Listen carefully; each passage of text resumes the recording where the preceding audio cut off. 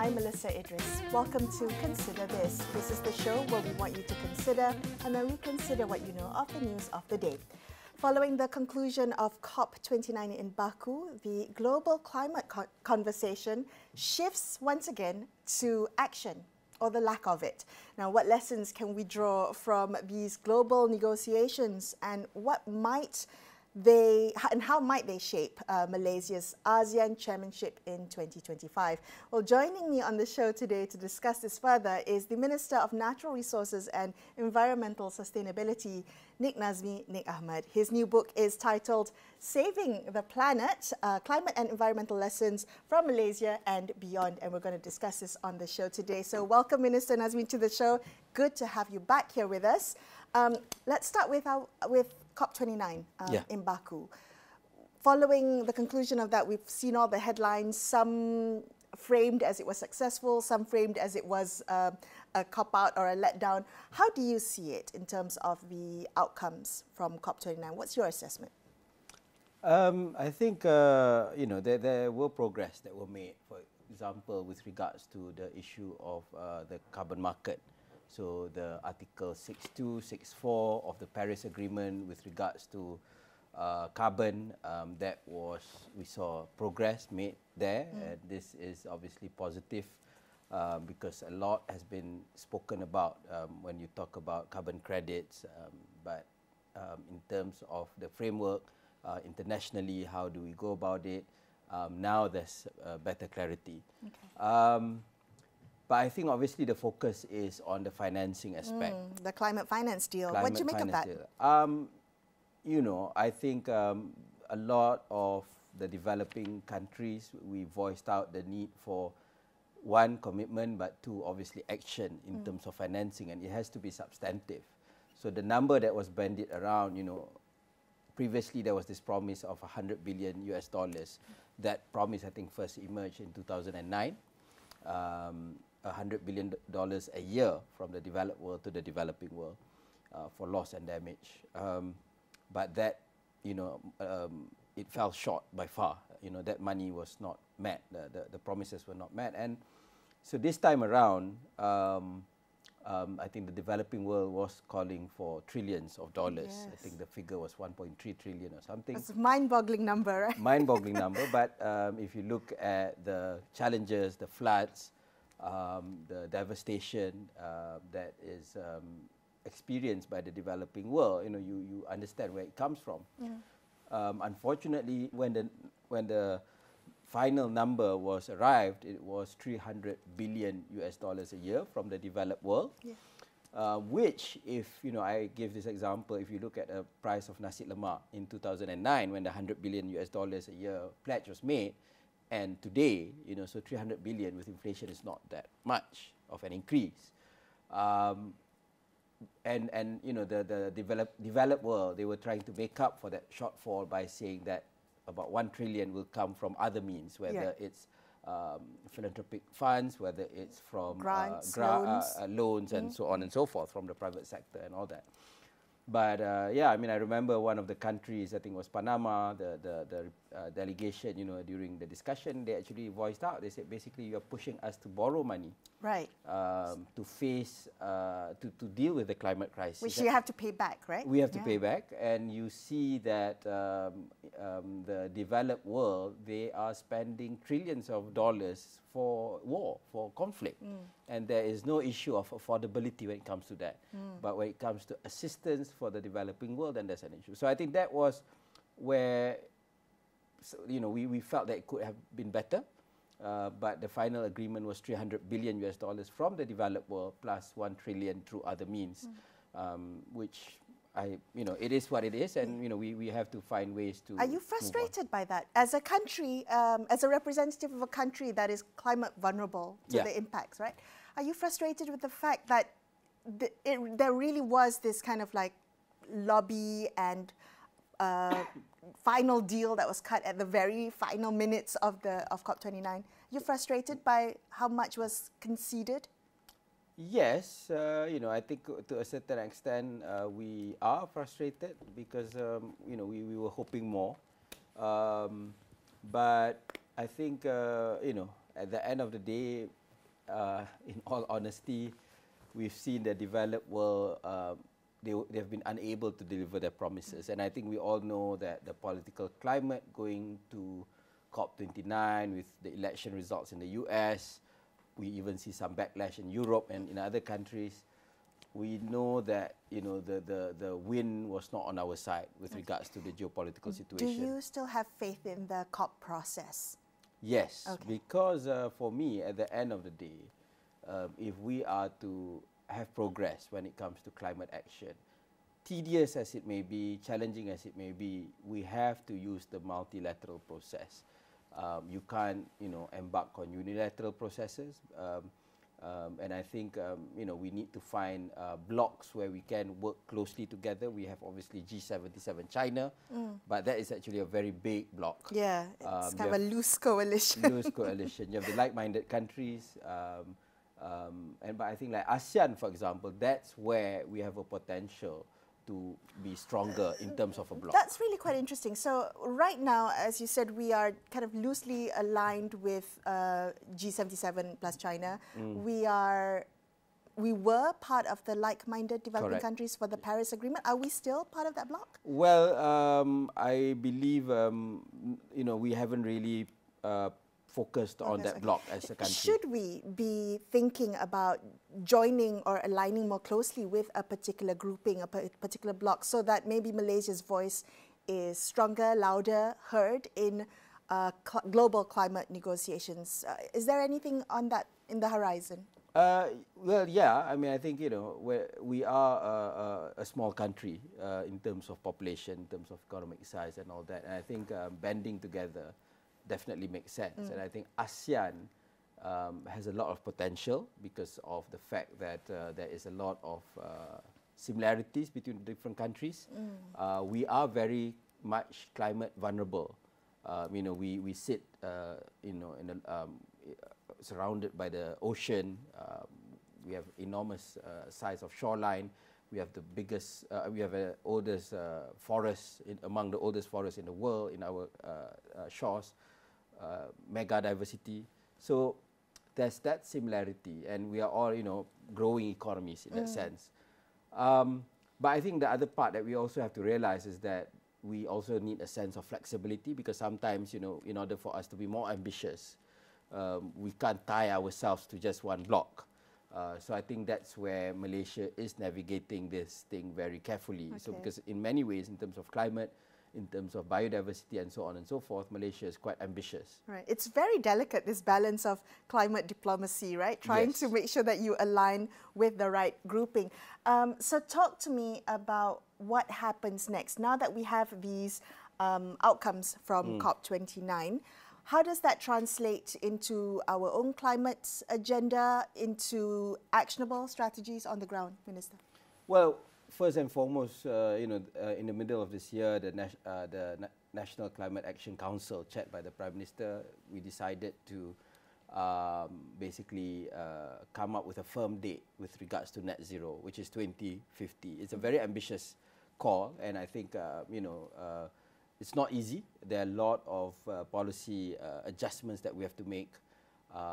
Things like subsidy retargeting, that's one of the things that is a step in the right direction, but there are other things that we need to do if we are to achieve net zero by 2050. But I think it's also for us, it's a beacon of ambition, and we know that in today's reality, it enables us to attract more investments to come in, because people, you know, want to be in countries where they have sufficiently ambitious climate ambitions, right?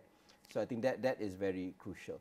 But the other part is that in terms of tangible policy, how do we operationalize our commitments made in Paris in 2015 and so on and so forth? We will introduce the climate change bill in early next year, right? So now we've in fact shared the draft consultative document with the public, with corporations, with civil society, with individuals, with academicians.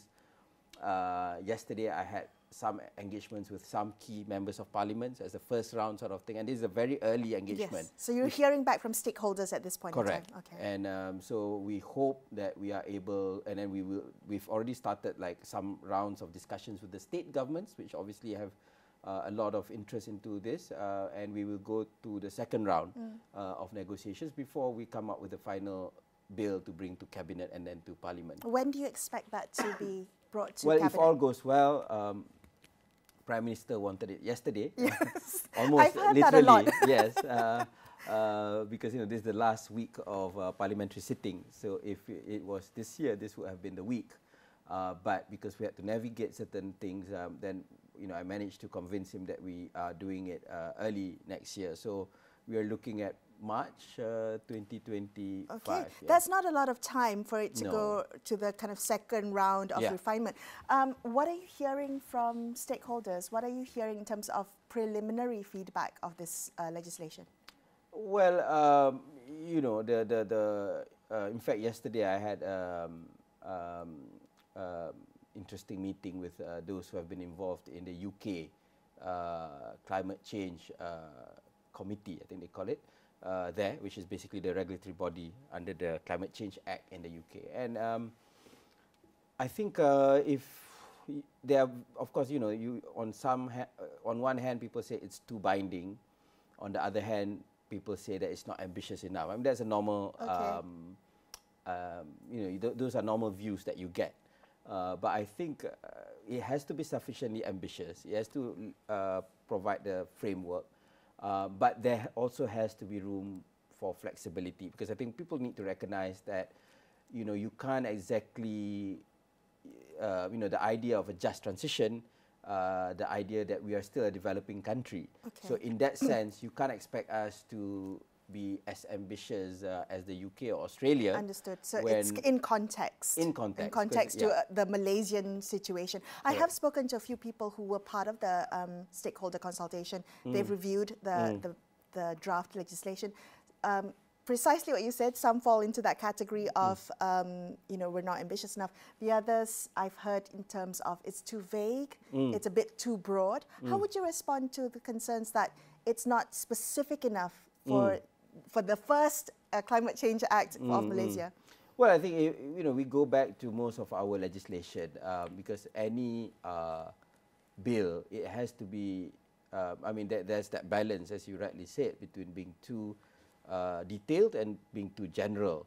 Because, in every legislation, you have the bill, which is passed by Parliament, but you also have the regulations, which are basically passed by the minister. So I think if the principles at the top is correct, there's that balance between, because the other thing is, transparency, accountability of data and all that, then you have to leave room for the details to be filled out, because circumstances change. Data will evolve, data will change. Climate data is ever evolving. Climate agreements will also change as time goes by, right? So I think that is where we need, and we can't have like every time there's a major change, then we go back to, there's a change and then we have to go back to Parliament, for example. So there's some leeway there. So Can I ask you, Minister, very quickly to maybe encapsulate for us, what is it that you want to see as the crux of this legislation? The details can change, evolve eventually, but for you being so much part of this, the birth of this legislation, what is it that you are hoping it will entail? So basically, we talk about net zero. Now we have decided that the idea is to achieve it by 2050. And you know that for a lot of countries, sometimes, it's super ambitious. Most countries' net zero goals. The idea is, of course, to be within that ambitious but realistic enough, range. And I think it is possible for Malaysia. But that's all talk. That's all broad policy. So this legislation will then provide us, how do we then go about we are already doing the reporting to UNFCCC, but how do we get more integrity in the data? How do we get the different states, different sectors to share more data so that we have more accurate and a more accurate picture? So this law will be essentially the punca kuasa of Correct. all the actionable items down the road. Correct. But it is, I mean, yes, I have to accept or admit that it's slightly skewed more towards mitigation, you know, so decarbonization. So that's why 2026, and I think many countries are also along the same timeline, we are coming up with our national adaptation plan. So that will be the adaptation aspect. Why wait an entire year for that? Well, I think because we want to do it properly. I think, Okay. and again, it will be the same level of engagement with the different levels, and you know, and even more so when you talk about adaptation, it's not just the state governments, but it will also be at the city level, you know, the town level. It will come down to that level. To the local government level, and I think you know, so and it's slightly different in focus compared to mitigation. Yeah. A lot of numbers, for example, with regards to adaptation, is still in many ways up in the air. In terms of what is needed to spend for flood mitigation and all that, whereas to decarbonize and all that is a bit more straightforward. So you are taking on the feedback that Malaysia is too mitigation focused. I mean, that's long been the concern, right? That we're focusing so much on mitigation that we've kind of left adaptation behind. So the focus will be get the Climate Change Act sorted, passed, tabled and passed, and then focus on the adaptation. Am I understanding that correctly? Okay. All right. And can you give us an idea of what the following year is going to be like in terms of your climate policy? And I'm asking because we first had you on when you first got this role, and then we had you on a year later into the job, and now it's 2 years into this job. And you've come up with a book talking about your experiences absorbing and living climate policy action. How do you see the next year playing out for you in this role? Well, I think putting the hat of a politician, which ultimately I am, is I think how do you make it relevant to the people, right? Because I mean, one of the things that I learned is that sometimes when I got into the job is that, you know, there's this glossary of abbreviations and technical terms which can be off-putting a little bit. Off-putting is a mild way of describing it. But yeah, so I think, which is fine. I mean, I understand because, you know, we have this very, you know, that based on science, what we need to do and all that. And we're talking about climate diplomacy, and it's a whole thing in itself. But at the end of the day, we've seen the results of elections in the US. We have seen not just in the US, in Europe and all that, that there is a pushback. Right? So how do we ensure that in Malaysia, ideally, minimally, there's minimal pushback, right? Ideally, it becomes a deciding factor in elections. Maybe not just climate, but the entire environmental, biodiversity, and climate sphere. And that is not easy, right? It is possible, right? Because when people say, oh, people will be more bothered about if it's the Westerners, you say, what do you call that, bread and butter issues. If it's us, it's the periuk nasi issues. And at the end of the day, environment, climate is related because food supply. People are dying because of heat strokes, floods that are happening right now in the East Coast. Yeah, displacement. It's all related, right? And I think that people do talk about it, but it's not linked enough, and it's not.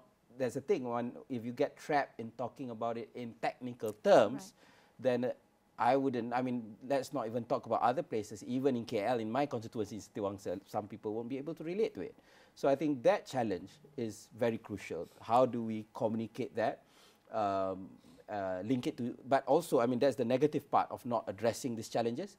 But we can address it, and then we create green jobs. We create better, you know, people will have better wages. You're able to grow your economy sustainably without linking it to your carbon emissions. And these are things that we can do, and then you have that appeal to the public. And I think that making the case for this to the public is, I think, the most important thing. Because then, like I said, my idea is that this will be something that is politically important, and even hopefully, I mean, it will outlast ministers and governments and parties, but something that people accept as a foundation of how we... Do you think that that is the problem with a lot of the climate action, climate advocacy today? The fact that it doesn't quite resonate with the man on the street thinking about what will happen 30, 40, 50 years from now? Is that the main It issue? is, I think, and I think that's where, like I said, like giving more focus to adaptation is also crucial. For example, because that's where it hits us immediately, right? Because the climate crisis is here today, now, right now. Yes, but, you know, but you talk about 2050, people say, why do I bother? I mean, I might not be around and all that, but yeah, and I think making it tangible is very crucial, because I understand, you know, if you're a corporate, if you are talking at COP and all that, you're looking at how do you comply with the Paris Agreement, Correct. How do you comply with CBAM, how do you comply with you know, our climate change policies and whatnot. But to sell this to the public, it has to be in plain language, and I think that is a challenge. So what did you learn from writing this book? It's 2 years in the making now, and it's 2 years of you learning this role, because to be honest, you were kind of thrown into the deep end trying to learn climate policy despite your advocacy activism work in the past. How would you describe why this is important for us to know the intersection between politics, policy and the climate crisis? Well, one, I had a lot of fun writing the book. Writing the book, because I read up. You know, I found it's a learning process. It's a learning process in itself. I think that was one of the reasons I wrote the book. I mean, I like to write, but I felt that in order to write the book, I would have to read, I would have to do my research, and at the same time, you know, share my experience, obviously, and reflect. So, you know, one thing about, I'm not sure about you, but my generation, you know, I think we're probably similar. We are the same generation. So I was quite amazed that, you know, you have 4 or 5 of these characters in Captain Planet, and that cartoon, right? Every character was named after real activists at the 1992 Earth Summit. And one of them, G, is actually a Malaysian, Chi Yok Ling, who is still around. She's very active in various NGOs. Was she water? Was it earth, water, fire? Yeah, those sort of, yeah. So I can't remember which she is, but okay. she's one of them. And because the Mat Saleh cannot pronounce Chi, it became G-I. Oh, and she was Malaysian. She's Malaysian, and she's still around. And I think, I mean, it's just that, you know, as you read, and, you know, the other things about, when you read about how the Europeans described Malacca, Aceh, when they came, they were so amazed that you can have these cosmopolitan cities, which are huge, and yet so green, and so adapted to the natural surroundings. Because for the Europeans at that time, when they were thinking about cities, they were looking at very dirty, very cramped places. But here you have very green areas. And then you look at the traditions of our Orang Asli, of the Dusons with the Tagal and all that, and you find these amazing stories. So very much with the lens of the decolonized lens. Correct. And a lens from the global south. Yes, but at the end of the day, I think, you know, fundamentally you come to realize, and there's this famous quote that I mentioned in the book as well by this American environmentalist Gus Path. You know, he said that, you know, I used to think that the problems of climate change, biodiversity loss, pollution, that's a problem of, you know, it's a problem of science or economics, right? But at the end of the day, he realized it's a problem of apathy, about greed, you know, and it's a spiritual issue. And, you know, then you realize that it all boils down to morals. Right? And it's not about science. I mean, we've been able to live in harmony with nature. But how, obviously, with that moral purpose, how do you harness science? How do you harness economics? How do you harness politics in order to address this issue? And I think that was that big realization that actually, you know, because once you have it, you have that right, and then the rest will follow. Okay, all right. So as we, in our final minutes that we have left, I do want to ask you, in 2025, the main agenda. So you talked about the legislation that you're working on. What other climate forward issues can we expect in the coming year? What will be a particular focus for you? So that perhaps we have you back in December of 2025 and we'll talk about that. Well, I think, you know, one of the things that we will be preparing, one is, of course, the carbon market. As I said, now that in COP we have more clarity with regards to that. Yes. We want to have a national carbon market framework. There's a lot of interest and inquiries from the states to unlock that. We have signed an MOU with Korea. We are looking at MOU with some other countries as well. Wow. With regards to carbon credits. We are talking to Thailand to Singapore, to Indonesia for an ASEAN carbon market, common carbon policy. So that I think will be interesting. And obviously then 2026, the Prime Minister has announced that we will have carbon tax for iron, steel sectors, right, and energy. So I think that will be really interesting. Obviously, I mean, some people say that, you know, these are just very small things. It doesn't really contribute to the big picture. But I think, you know, we know that steel, we still need steel. Cement, you still need cement. Energy, yes, we have that grand vision of 70% renewables by 2050. Currently, we're still 80% fossil fuel based. Yeah. So how do we go through that path of decarbonization in a just way? So we need to offset and all that. So I think carbon market and, you know, Malaysia being one of the mega diverse countries, huge carbon sinks, we should unlock that potential. And I think that would be part of the interesting things that we want to do in 2025. Yeah, that is a particularly interesting thing that you brought up in the final minute. Yes. So we'll have to have you back on to talk about how much biodiversity Malaysia has, and that's such a potential for the carbon markets. Thank you so much. Thank you. Thank you, Minister, for being on the show with me today, and appreciate your time and your insight. That's all we have for you on this episode of Consider This. I'm Melisa Idris, signing off for the evening. Thank you so much for watching. Good night.